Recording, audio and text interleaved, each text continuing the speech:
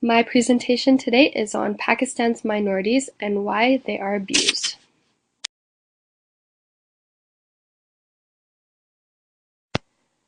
So this is a graph that shows a little bit about the people in Pakistan.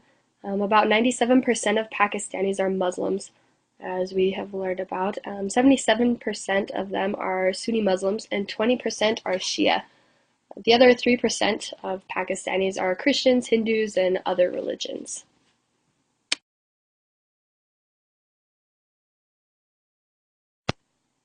When Pakistan gained freedom in 1947, the religious freedom was fairly even, but because of each president's flexibility and accessibility to amending the constitution, religious rights were changed quite a bit.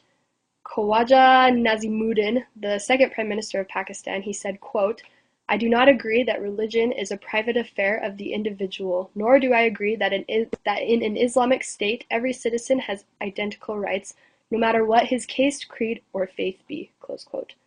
There are laws to protect minorities in Pakistan and the rights that they have, but the government doesn't do much to stop extremist groups or terrorist attacks on minorities and other religious groups.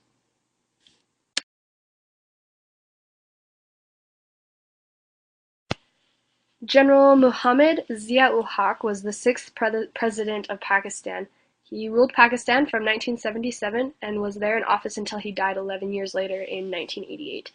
Zia is the man who people tend to blame for creating political Islam in Pakistan.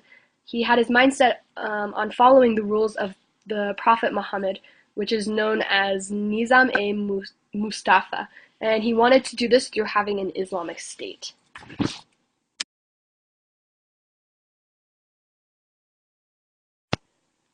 So in order to have an Islamic state, General Muhammad Zia-ul-Haq created the Hudud law in 1979. Hudud simply means limits or restrictions, and those limits or restrictions, they came from the Quran. So what the Hudud law did was it implemented Sharia law, which meant that the Quran was basically the rule book. Punishments now came directly from the Quran itself.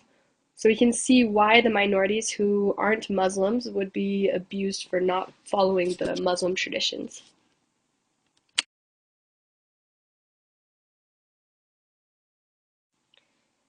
Sherry Raymond, who was a government minister and ambassador to the United States, said, quote, "Pakistan is increasingly failing to protect its minorities for two broad reasons, principally rising religious intolerance and the space ceded to violent ideologies."